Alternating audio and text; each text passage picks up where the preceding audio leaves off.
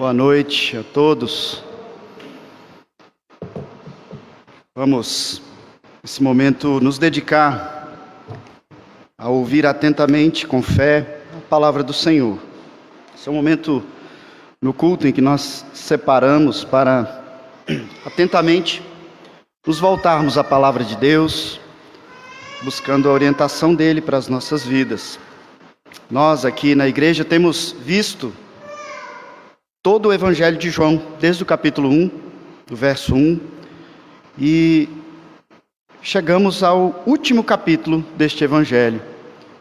Gostaria de pedir que você abra, então, a sua Bíblia, no Evangelho de João, capítulo 21. Eu vou ler do verso 1 ao verso 14.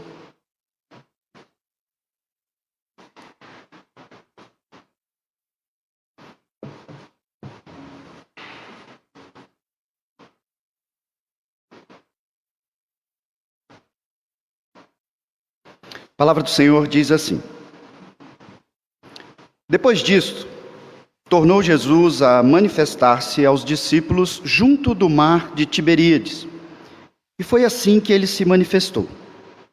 Estavam juntos Simão, Pedro, Tomé, chamado Dídimo, Natanael, que era de Caná, da Galileia, os filhos de Zebedeu e mais 2 dos seus discípulos. Disse-lhes Simão Pedro: Vou pescar. Disseram-lhe os outros: Também nós vamos contigo. Saíram e entraram no barco, e naquela noite nada apanharam. Mas ao clarear da madrugada, estava Jesus na praia. Todavia os discípulos não reconheceram que era ele. Perguntou-lhes Jesus: Filhos, tendes aí alguma coisa de comer? Responderam-lhe: Não. Então lhes disse: Lançai a rede à direita do barco e achareis. Assim fizeram, e já não podiam puxar a rede, tão grande era a quantidade de peixes. Aquele discípulo a quem Jesus amava disse a Pedro: É o Senhor. Simão Pedro, ouvindo que era o Senhor, cingiu-se com sua veste, porque se havia despido, e lançou-se ao mar. Mas os outros discípulos vieram no barquinho, puxando a rede com os peixes, porque não estavam distantes da terra, senão quase 200 côvados. Ao saltarem em terra, viram ali umas brasas e, em cima, peixes, e havia também pão. Disse-lhes Jesus: Trazei alguns dos peixes que acabastes de apanhar. Simão Pedro entrou no barco e arrastou a rede para a terra, cheia de 153 grandes peixes. E não obstante serem tantos, a rede não se rompeu. Disse-lhe Jesus: Vinde, comei. Nenhum dos discípulos ousava perguntar-lhe: Quem és tu? Porque sabiam que era o Senhor.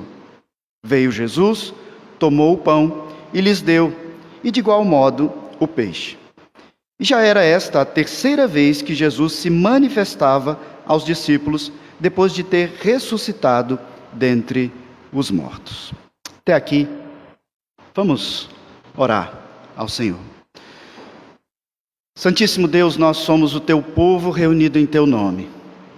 E mais uma graciosa oportunidade. Nós clamamos a ti, então, ó Pai, que pela tua graça e misericórdia possamos perceber o teu agir entre nós, as tuas bênçãos em nosso meio. Possamos, ó Pai, ter entendimento da tua palavra, pelo agir do teu Santo Espírito em nós, dando-nos fervor, fé. Ajuda-nos, ó Pai, fala conosco de forma clara, objetiva, para que não saiamos daqui em dúvidas ou enfraquecidos. Apressa-te, ó Pai, em socorrer nós, o teu povo, que muitas vezes temos pecado e padecido por não conhecer e reconhecer a tua palavra. Não reconhecer o teu caminho, os teus decretos. Ensina-nos, ó Pai, a conhecer a tua vontade, os teus desígnios para nós, e então atender de forma consciente, as Tuas orientações para que nós vivamos vida em abundância. Nós queremos aproveitar essa oportunidade também, ó Pai, como igreja reunida, para que louvar e bendizer o Teu nome pelos aniversariantes, ó Pai, desta semana que se segue. Nós oramos hoje pela manhã e repetimos, ó Pai, a gratidão por mais um ano de vida que o Senhor concede ao nosso irmão Davidson. Pedimos que o Senhor continue a abençoá-lo, a orientá-lo, ó Pai, a guiá-lo em tudo o que fizeres, na criação dos seus filhos, ó Pai, instruindo-os a crescerem em fé, para a glória do Teu nome. Nós intercedemos também, agradecidos, ó Pai, pela vida da Rose, pedindo que o Senhor continue a abençoá-la, Pai, agora no novo emprego que nós oramos para que ela tivesse, o Senhor concedeu, dela discernimento, sabedoria, para que ela venha a celebrar muitos anos de vida, para a glória do Teu nome também. Intercedemos pela vida da Sofia, ó Pai, que também completará mais um ano de vida. Nós agradecemos pela vida dela, pela forma graciosa com que o Senhor tem feito com que ela cresça no conhecimento do Senhor e no serviço da Tua causa, na Tua igreja. Abençoe, ó Pai, a vida da Sofia também, nós clamamos a Ti. Oramos também, ó Pai, pela vida do nosso irmão Jarley, que completará mais um ano de vida também. Nós agradecemos porque até aqui o Senhor tem sustentado, abençoado, dando-lhe, ó Pai, inúmeros motivos a agradecer-Te. Uma família repleta de saúde, ó Pai, e toda a provisão do Senhor. Continue a abençoá-lo, ó Pai, dando a ele sempre crescimento de fé e perseverança na caminhada da santificação. Ó Pai, nós louvamos e bendizemos também pelo aniversário de bodas que completará o nosso irmão presbítero Vildes e Dona Ruth. Nós agradecemos, ó Pai, porque o Senhor tem os abençoado e feito com que eles permaneçam unidos em matrimônio para a glória do Teu nome. Continue a abençoá-los, ó Pai, a dar-lhes sempre amor, perseverança e saúde, ó Pai, para que eles aproveitem as bênçãos do Senhor unidos e também usufruindo da herança do Senhor, que são seus filhos e netos. Nós assim, ó Pai, oramos tanto agradecendo como pedindo todas essas coisas, porque confiamos em Ti e sabemos que de Ti vem toda a provisão e cuidado do qual necessitamos. Nós oramos assim em nome de Jesus. Amém. Meus irmãos, quarta-feira dessa semana se inicia o último mês do ano. Daqui 2 dias. À medida que nós vamos envelhecendo, amadurecendo, parece que o tempo passa cada vez mais rápido, né? Envolvidos com tantas atividades e tantas coisas, parece que um dia desse o ano estava começando e agora já está acabando. Pois bem, chegou o fim do ano, o último mês. Daqui mais poucos domingos e nós estaremos num novo ano que se inicia, onde nós então podemos olhar para trás e ver tudo que o Senhor fez por nós até aqui, mais esse ano, e nos colocarmos diante do Senhor pedindo que Ele abençoe o ano seguinte. E se você olhar para a sua vida nesse ano de 2021, qual é o apanhado do todo? Eu sei que você enfrentou situações difíceis, momentos às vezes desastrosos para alguns de nós, tristezas, mas no apanhado do ano, quando você encerra esse ano, você olha para trás e você conclui que você colheu bons frutos. Pense de forma geral, foi um ano abençoado, ainda que você tenha enfrentado circunstâncias difíceis? Você percebeu a condução do Senhor, a provisão do Senhor, o cuidado do Senhor? À luz do texto que nós acabamos de ler, quando vemos homens ali pescando, tentando pegar peixes, mas quando eles ouvem a instrução do Senhor, a sua rede está cheia de peixes. Imagine que no contexto da sua vida, no apanhado do ano, a sua rede agora em dezembro, você olha para ela e ela está cheia, repleta de grandes frutos, de grandes peixes, ou você continua jogando de um lado para o outro, como eles passaram a noite inteira tentando pescar algo, tentando ter alguma provisão, mas você não chegou em lugar nenhum. Pense emocionalmente. Você cresceu esse ano, você colheu bons frutos. Espiritualmente, você cresceu, você tem colhido bons frutos. A sua maturidade de vida, de fé. Qual é o apanhado desse ano para você? Desde muito novo, que meu pai afirmava categoricamente isso para mim. Ele se colocava como um exemplo vivo disto. Ele sempre citava o Salmo 127, ali nos versos 1 e 2, e me falava: meu filho, independente do que você for fazer, como você for conduzir a sua vida, se o Senhor não edificar, se o Senhor não suster e der a provisão, você não vai ter conseguido nada. E ele falava isso porque meu pai teve pouco estudo, veio de uma família extremamente carente, pobre, e de repente tinha um emprego muito bom, teve a oportunidade de dar emprego para vários dos seus irmãos, eles eram muito gratos, e ele dizia: eu não fiz nada, o Senhor conduziu as coisas dessa forma.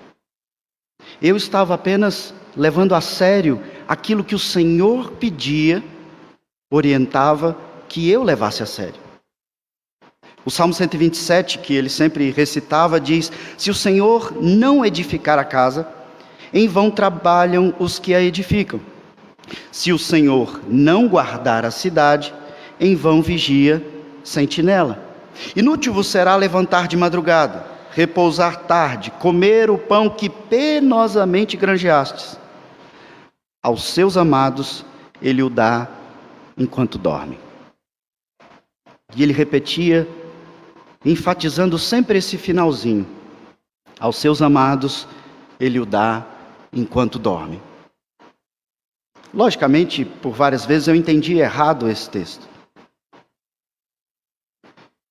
Sabe, irmãos, antes de entender a vocação pastoral, eu tentei penosamente granjear, trabalhar. Eu tive comércio, fui empreendedor de diversas formas, fiz investimentos, me envolvi em vários empreendimentos. Havia uma confusão lá dentro, desde muito novo, sobre a vocação pastoral. Eu não queria ser pastor. Meu pai era presbítero. As labutas da igreja, as dificuldades, os aconselhamentos faziam com que eu não desejasse aquela vida para mim. Eu queria, então, penosamente granjear, ter dinheiro e conquistar tudo aquilo que o dinheiro podia me conceder. E meu pai, então, percebendo tudo aquilo, e entre nós, lá em casa, o meu apelido era Tio Patinhas, ele dizia: aos seus amados ele o dá enquanto dormem. Não podia ver um almoço de família e eu prontamente estava com o balde e as coisas para lavar os carros dos meus tios, ganhando ali uma graninha. E meu pai dizia: aos seus amados ele os dá enquanto dormem. E eu continuava fazendo confusão sobre o que realmente significava esse texto. Esse texto, irmãos, ele trata da provisão e pastoreio do Senhor sobre nós, a sua igreja. Como ele supre e restaura a nossa vida em todas as áreas. E nos restaura dos nossos próprios pecados.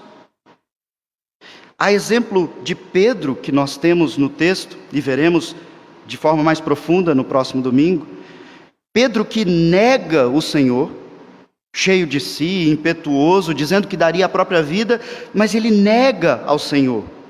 E então nós veremos no último trecho desse evangelho a restauração de Pedro. E a restauração de Pedro, nós veremos, envolve especialmente o cuidado que Pedro precisava ter para com as coisas do Senhor. E o texto então do domingo que vem não estará desligado desse contexto que nós lemos até o verso 14. Porque aqui o Senhor já estava abrindo o cenário para conversar com Pedro, restaurar Pedro e os seus discípulos ali, mostrando o cuidado, a provisão que ele tinha para com o seu povo. A rede cheia de peixes. Uma igreja que não pode carregar o peso das bênçãos do Senhor. Tão grande, tão abundante. Nós vamos aprender nesse trecho de hoje que para que a sua rede esteja repleta da provisão do Senhor, você precisa aprender, e eu separei para facilitar aqui, pelo menos 3 verbos. É lógico que isso é só uma forma didática para fixar na sua mente a ideia. 3 verbos. Você precisa agir, você precisa ouvir e você precisa confiar. Agir, ouvir e confiar. Muitos discutem o fato dos versos 30 e 31 do capítulo 20, os últimos versos que nós vimos domingo passado, serem claramente o encerramento desse evangelho. João conta ali da ressurreição de Cristo. Cristo aparece às mulheres, ele aparece aos discípulos sem Tomé, depois ele aparece aos discípulos com Tomé, e então João mostra ali o grande e último sinal do Senhor, e parece que no verso 30 e 31 ele diz: pronto, esse foi o grande e último sinal, a ressurreição e manifestação de Cristo, e houveram muitos outros sinais. E eu não podia escrever todos aqui, mas esses que eu escrevi é para que vocês venham a crer que Ele de fato é o Cristo, o Filho do Deus vivo. E parece um ótimo encerramento de um livro. Pronto. E alguns dizem, aqui encerrou o Evangelho. Do capítulo 21, talvez seja um acréscimo. Mas nos manuscritos todos nós temos o capítulo 21.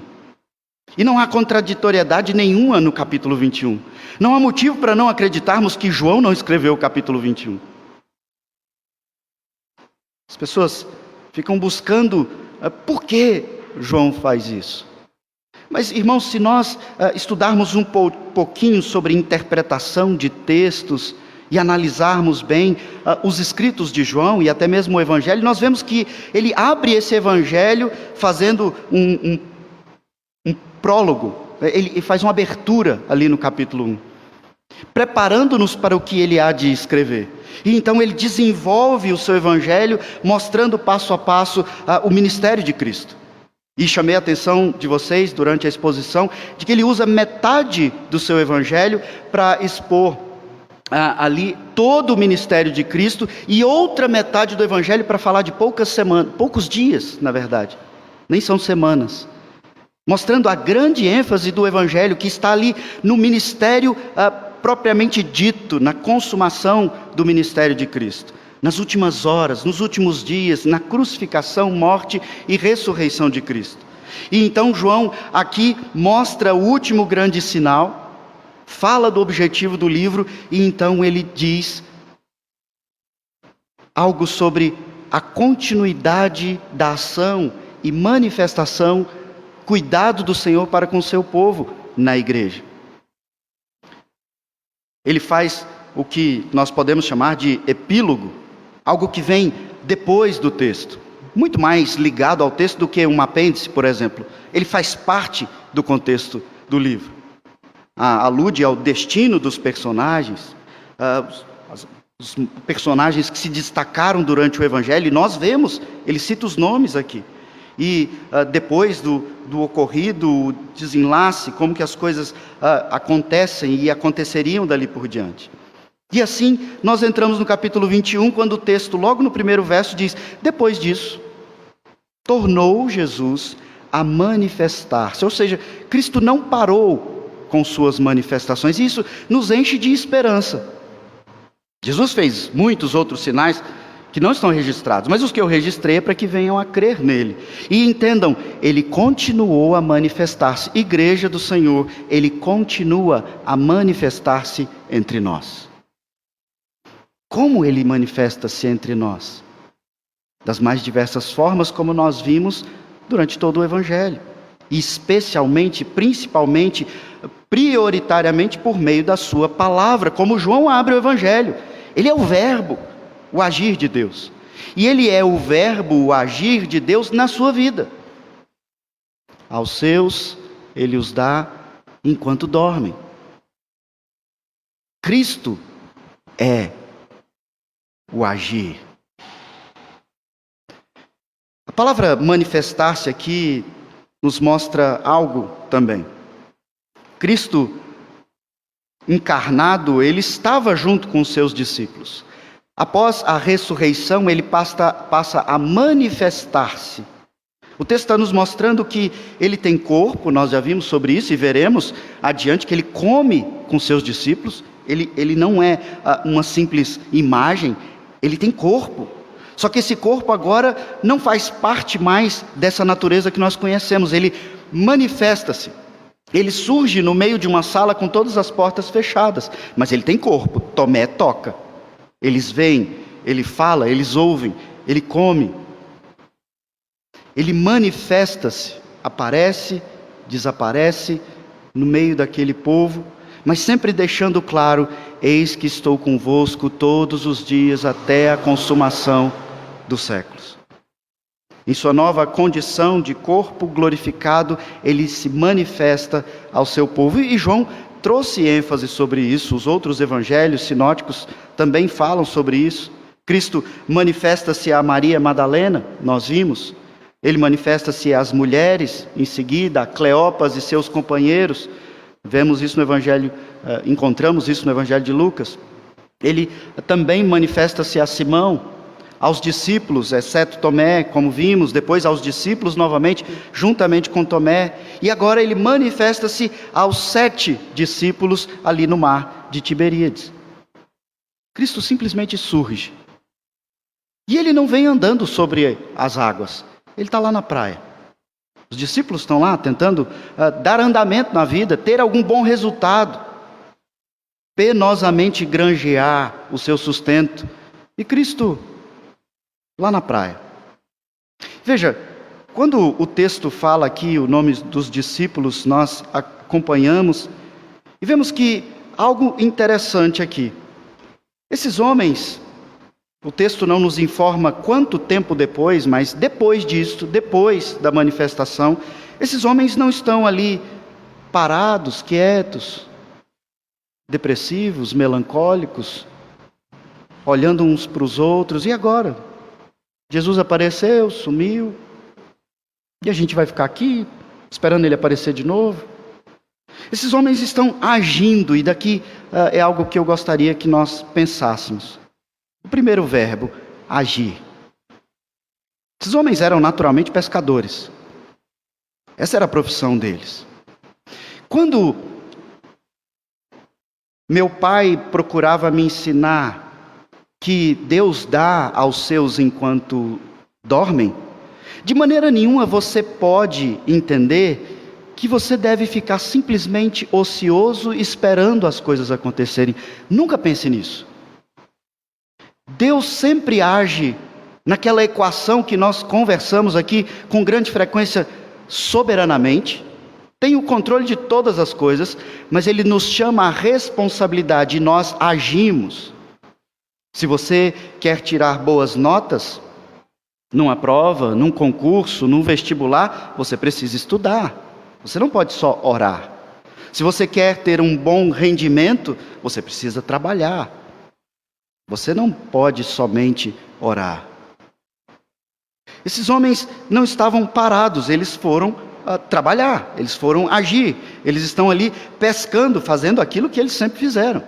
E eles se reúnem. Pedro, como sempre o impetuoso, diz: eu vou pescar. E os outros: nós vamos também. Nós vamos contigo. Veja, lá no Evangelho de Lucas, no capítulo 5, no verso 10, Jesus diz a Simão Pedro: não temas, doravante serás pescador de homens. Pedro certamente entendeu, especialmente no decorrer da convivência com Cristo. Isso está lá no início do Evangelho de Lucas. E Cristo vai mostrando o que é pescar homens. Ele fala claramente com Pedro. Mas isso não quer dizer que Pedro agora simplesmente não possa mais trabalhar na vida comum. Não é pecado, por exemplo, um pastor trabalhar fora do contexto da igreja. Paulo fazia tendas. Pecado? Não. Se há condições de que a igreja o sustente integralmente para que ele possa se dedicar integralmente ao cuidado das ovelhas, glória a Deus por isso. Ele não pode ficar parado, ocioso, esperando que Deus faça todas as coisas. É necessário trabalho, e a gente precisa entender essa relação, porque desde a criação que Deus estabelece o mandato cultural. Você pode pensar que Adão, com sua esposa, ali no jardim do Éden, podia simplesmente ficar deitado. Afinal de contas, ele tinha um jardim inteiro para ele. Toda uma criação, frutos. Não tinha cardos, abrolhos, problemas, pecado. Mas o Senhor, então, planta um jardim e coloca Adão ali e diz: você vai cultivar, ou seja, trabalhar, fazer com que essas coisas continuem a frutificar e guardar. Trabalhe.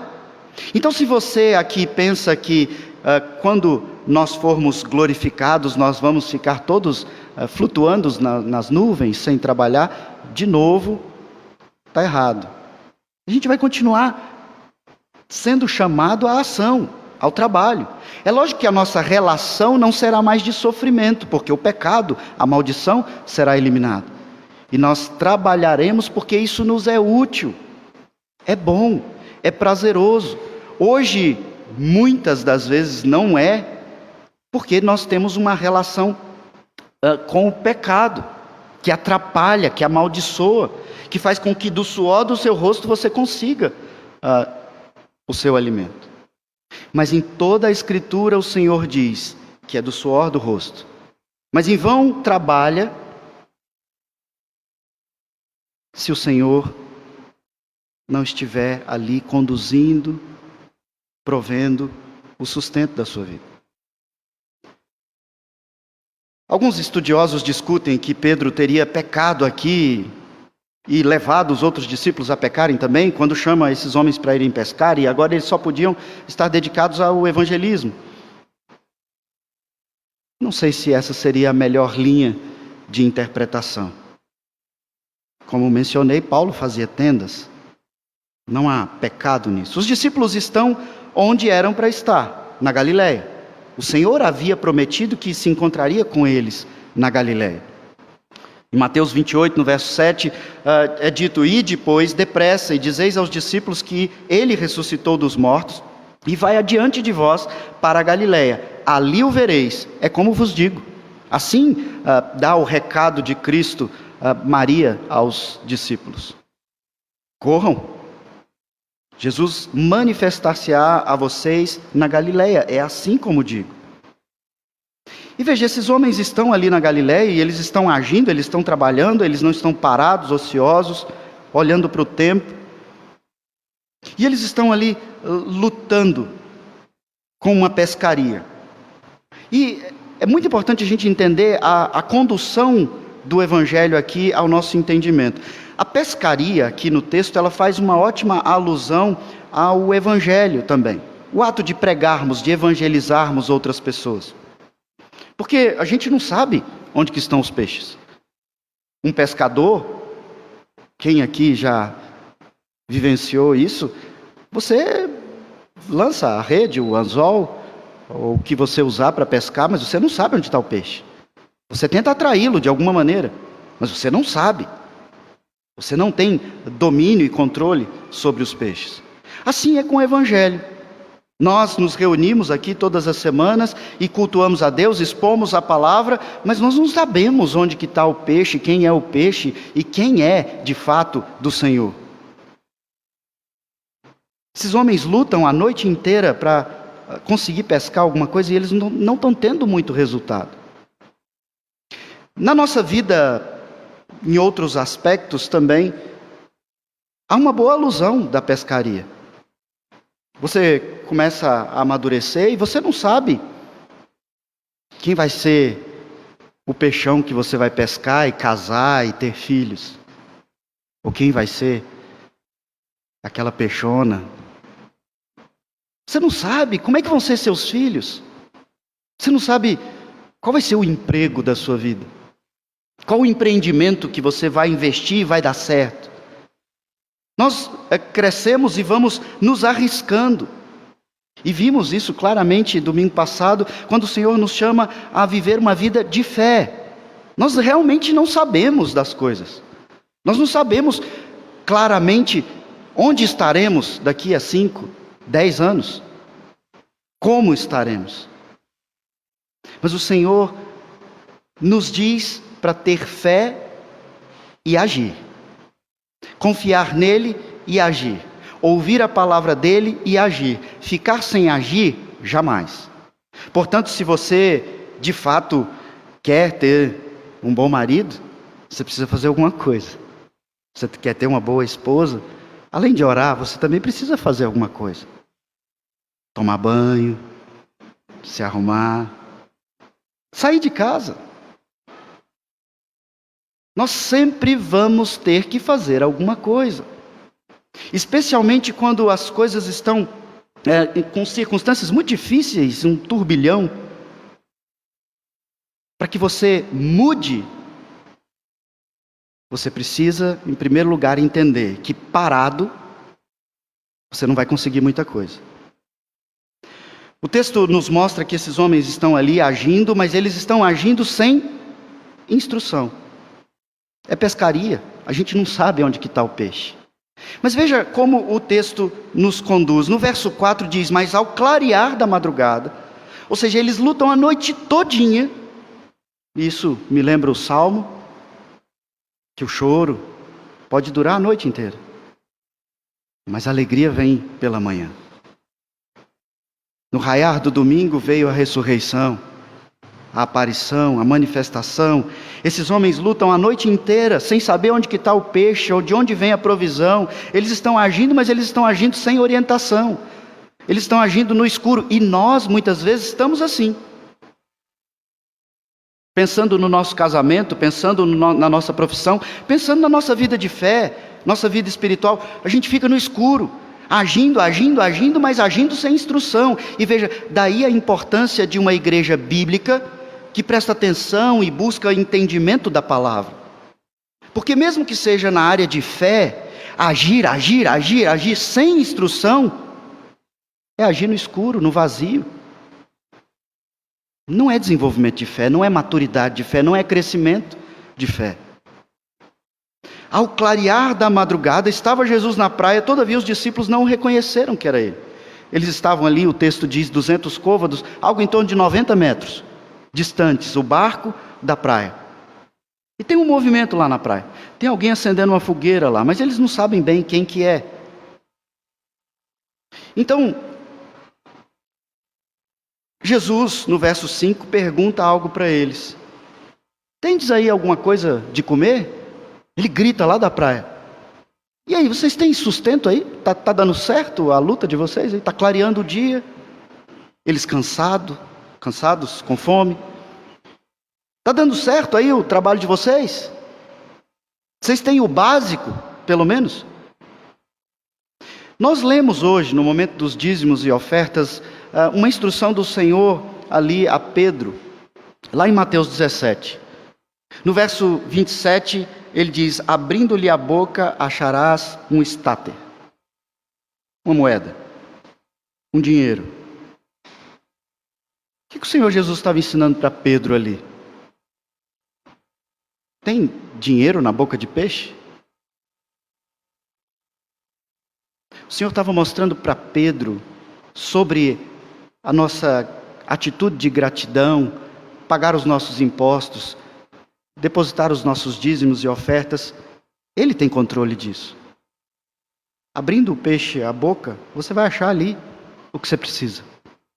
O Senhor tem controle de todas as coisas. Vimos também aqui no Evangelho de João, no capítulo 15, quando ele diz: sem mim nada podeis fazer. E vários outros textos que eu poderia citar aqui durante muito tempo, o Senhor nos mostra: ei, o Senhor dá aos seus enquanto dormem.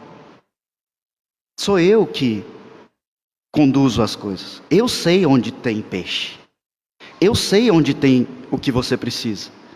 Por isso, com tanta convicção, nós precisamos ler e acreditar no Salmo 23.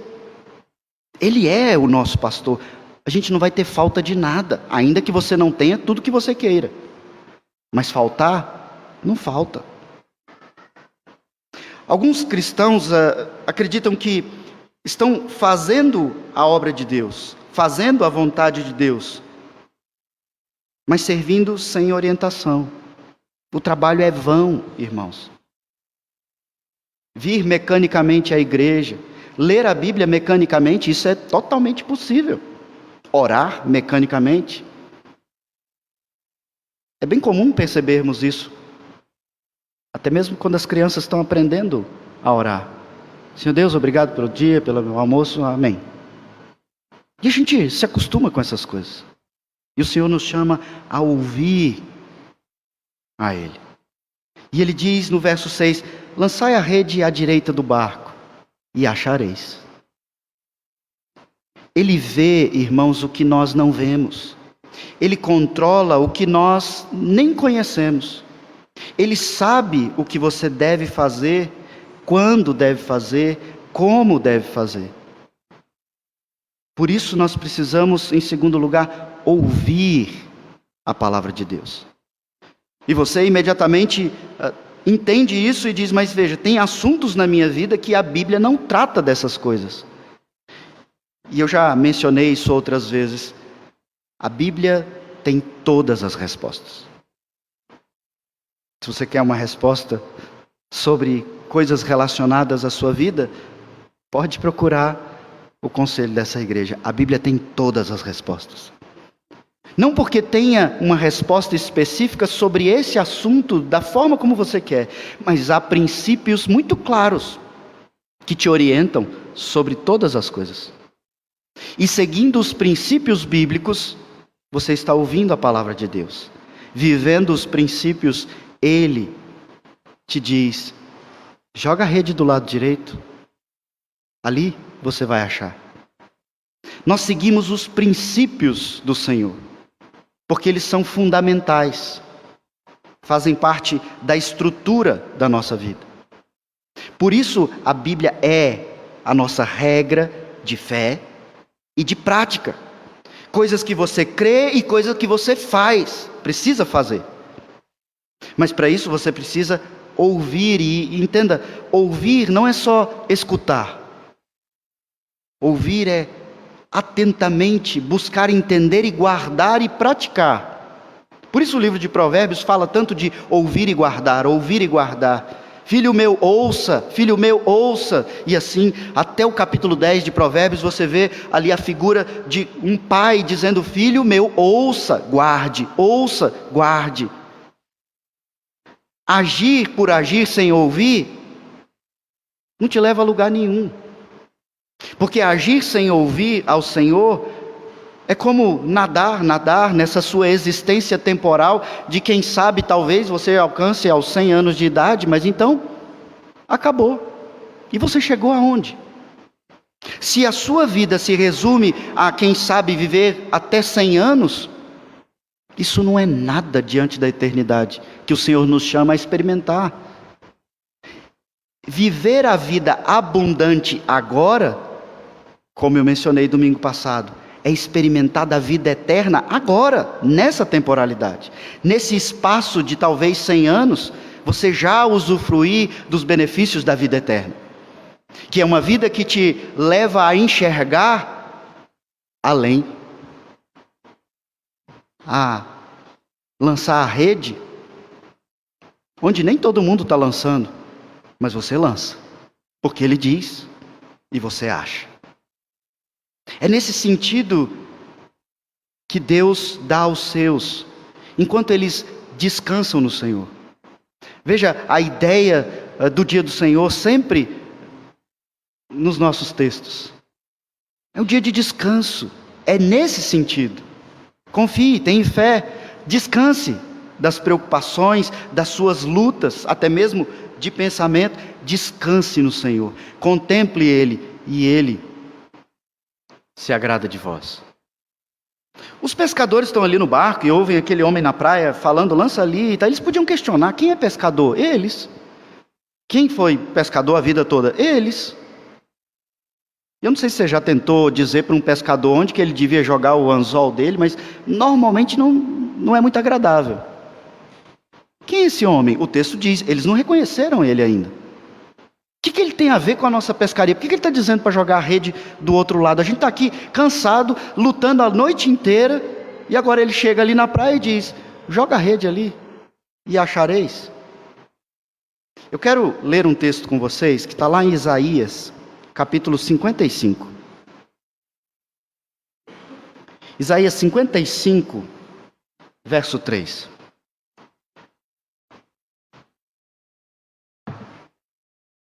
Veja como nós precisamos agir, mas além de agir, nós precisamos ouvir. Isaías 55, verso 3 diz assim. Eu vou ler do verso 1, para ter sentido completo. Ah, todos vós, os que tendes sede, vinde às águas. E vós, os que não tendes dinheiro, vinde, comprai e comei. Sim, vinde e comprai, sem dinheiro e sem preço, vinho e leite. Por que gastais dinheiro naquilo que não é pão? E o vosso suor naquilo que não satisfaz? Ouvi-me atentamente, comei o que é bom, e vos deleitareis com finos manjares. Inclinai os ouvidos, e vinde a mim. Ouvi, e a vossa alma viverá. Porque convosco farei uma aliança perpétua, que consiste nas fiéis misericórdias prometidas a Davi. Você tem sede? Cristo se apresenta à mulher samaritana. Vinde às águas. Se você soubesse quem vos fala, você pediria a mim dessa água e jamais teria sede novamente. Você que não tem dinheiro e está tão preocupado com o dinheiro, e ele diz, vinde comprai, comei, sim, vinde comprai, sem dinheiro, sem preço, vinho, leite, e aqui a ideia de coisas muito boas, caras, que nos dão grande deleite. Por que vocês gastam dinheiro naquilo que não é pão? Por que vocês gastam o suor naquilo que não satisfaz?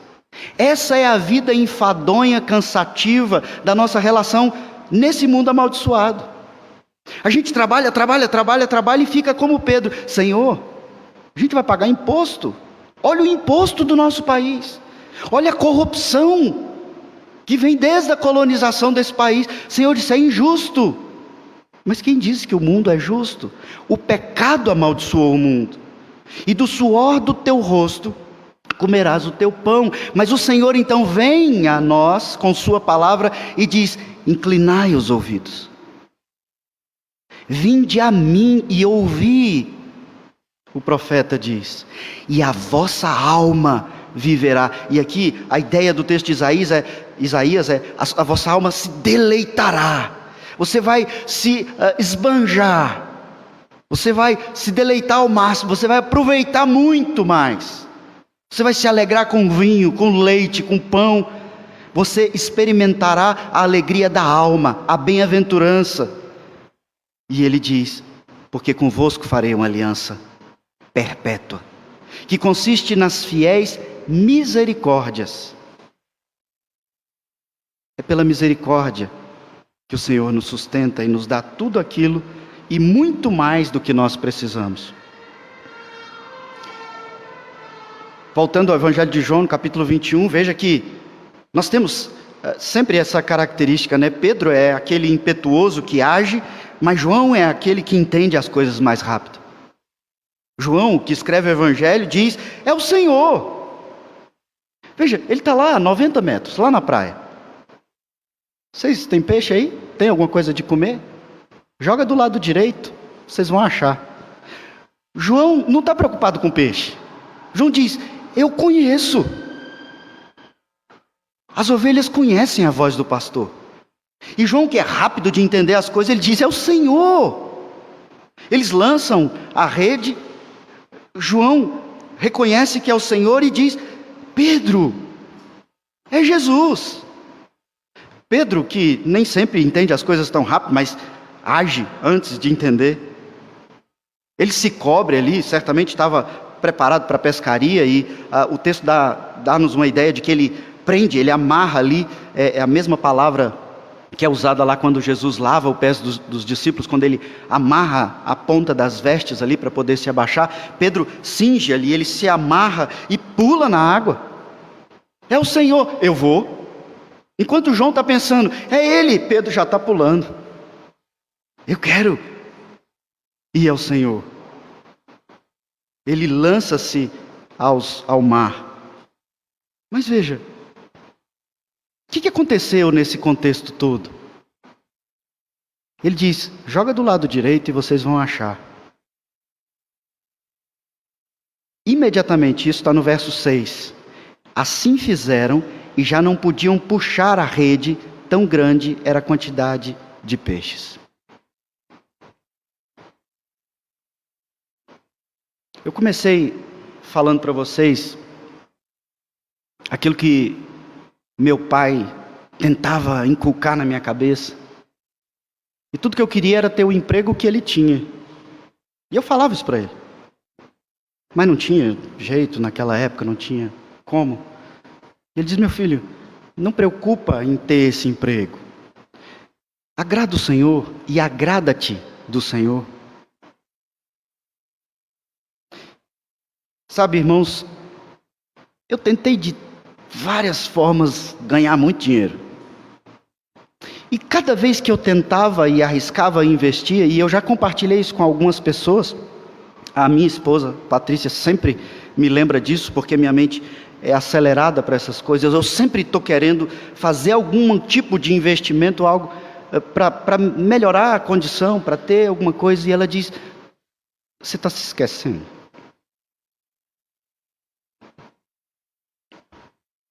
Do básico. O Senhor provou para nós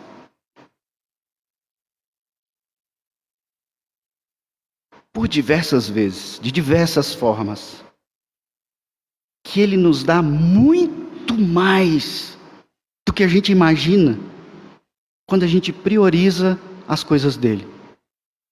Não que eu não tenha que trabalhar, não que seja errado você investir, nada disso, não é isso que eu estou querendo dizer. Mas, aplicando essas verdades à nossa vida, Ele nos chama a cuidar das coisas dele, porque Ele cuida das nossas coisas. E, irmãos, é muito mais do que jamais eu poderia imaginar, falando aqui, testemunhando da minha vida. Mas é muito, muito mais. Hora ou outra, estamos em família, conversando lá, e minha mãe diz: o advogado ligou, tem alguma coisa lá que apareceu de uma parte da herança do seu pai. E a gente: mas de novo, mais coisa. Ela apareceu lá. E assim as coisas surgem, as coisas acontecem. E quando eu começo a lutar e a inverter as prioridades, e começo a abandonar o cuidado para com as ovelhas, o cuidado para com o sermão, a dedicação, o estudo, as orações, então eu começo a focar em agitar, em fazer, então as coisas começam a dar errado, as coisas começam a desencaminhar. A gente tem que agir, mas a gente tem que ouvir e entender o que o Senhor tem para você. Qual é a sua vocação? O que é prioridade na sua vida? E é isso que você precisa aplicar. Você precisa agir, mas você precisa ouvir. E ouvindo você precisa confiar, mesmo quando tudo pareça nublado. Jesus diz para os discípulos lá no verso 10, eles já não conseguem nem carregar a rede, eles estão vindo com o barco, a rede está sendo puxada. E ele diz lá no verso 10, traze algum dos peixes que acabaste de apanhar. Ele já tem peixe lá. Jesus podia fazer de diversas formas. Ele podia simplesmente abrir a água do mar de Tiberíades ali, os peixes ficarem a seco e eles catarem. Ele podia simplesmente fazer aparecer na praia os peixes, mas ele diz: vocês vão trabalhar, joga do lado direito. Eu sei onde tem um cardume de peixe, porque eu coloquei esse cardume aí. Joga aí. Agora eles arrastam. E não é peixinho pequeno, não. São 153 grandes peixes. Eu imagino que os maiores ali naquele contexto. E esses homens estão trazendo, e aí ele diz: traz alguns dos peixes aí que vocês acabaram de pegar. O fruto do seu trabalho. Traz para cá. Vamos nos deleitar, vamos usufruir nessa vida, ainda nessa temporalidade. Vamos usufruir do fruto desse trabalho, agora que vocês me ouviram, agora que vocês estão agindo orientados por mim. Veja que Cristo não reprova o ato da pescaria, mas ele diz: joga do lado direito. Vocês vão pescar orientados por aquele que controla os peixes, que foram criados para vocês. Desde a criação, Deus estabeleceu essa nossa relação de alimento com os animais. Vários deles, outros não. 153 grandes peixes. Eram 7 homens. Será que 153 grandes peixes dá para alimentar 7 homens? É assim que Deus faz na sua vida. Quando você cuida das coisas dele, ele cuida das suas de uma forma abundante. Ele te concede muito mais do que você pediu, sonhou ou imaginou. Muito maior do que a sua necessidade. E o Senhor está nos dizendo: se você não fizer sob o meu comando, o seu trabalho será infrutífero. Não adianta acordar cedo, não adianta trabalhar muito. Ainda que você tenha retorno, isso não é suficiente para te dar uma vida bem-aventurada, abundante, alegre, satisfeita, porque o seu contentamento não estará no fruto da sua conquista humana. O seu contentamento vem do Senhor. Às vezes aqui na igreja mesmo, algumas pessoas dizem: pastor, se nós fizéssemos isso no culto, se nós fizéssemos aquilo nas atividades da igreja, nós ganharíamos muito mais almas, atingiríamos muito mais pessoas, traríamos muito mais peixe. O presbítero Elden falou hoje: por que será que a gente faz a mesma coisa todo domingo? Porque nós estamos tomando muito cuidado para fazer exatamente e somente aquilo que o Senhor comanda. Joga do lado direito. É ali que tem peixe. Quem controla o peixe sou eu. Se não veio peixe hoje, joga ali e joga ali. Não fica tentando fazer um monte de coisa do que eu não te disse, porque você vai lutar a noite inteira e não vai conseguir pegar nada. Eu é quem concedo os peixes a vocês. Se o Senhor não mandar, o nosso trabalho sempre será infrutífero. Se não for segundo a sua palavra, o seu evangelho, nós não vamos pescar nada. Nem espiritualmente, falando de novos convertidos, nem na sua vida comum, falando dos frutos do seu trabalho, dos frutos das alegrias da sua vida em vários aspectos, até mesmo de relacionamento. Se não for segundo a palavra, você vai fazer um monte de coisa e não vai conseguir sentir contentamento no Senhor. Então, ele diz aos seus discípulos no verso 12: vinde e comei. Todo mundo ali, extasiado, boquiaberto. É muito peixe, é Jesus que está aqui. Ele simplesmente olha para a gente como se ele estivesse aqui o tempo todo e diz: vinde, comei. É o que o Senhor Jesus sempre faz conosco. É o que nós ouvimos lá em Isaías.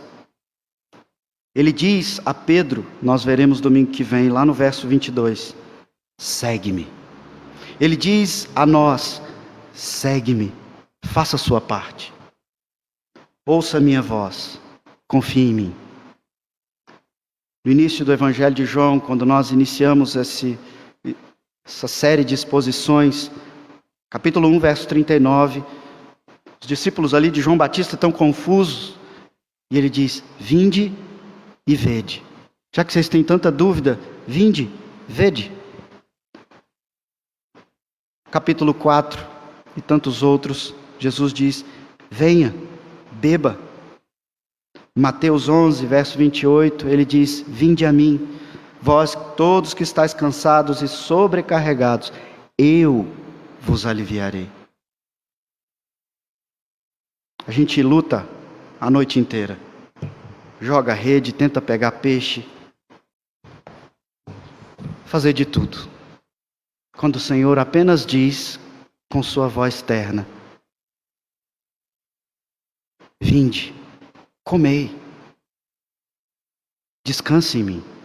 Então trabalhe e descanse. Trabalhe, ouça, descanse. Eu sou o Senhor da provisão. Eu não sei como que foi o apanhado do seu ano. Mas tem tempo agora de, entendendo tudo isso, mudar o que precisa ser mudado. Para que em 2022 você tenha sempre a orientação do Senhor sobre onde jogar a rede. O que fazer na sua vida pessoal, emocional, profissional, espiritual. Não fique parado. Você não vai ter um resultado diferente fazendo a mesma coisa, dizem por aí.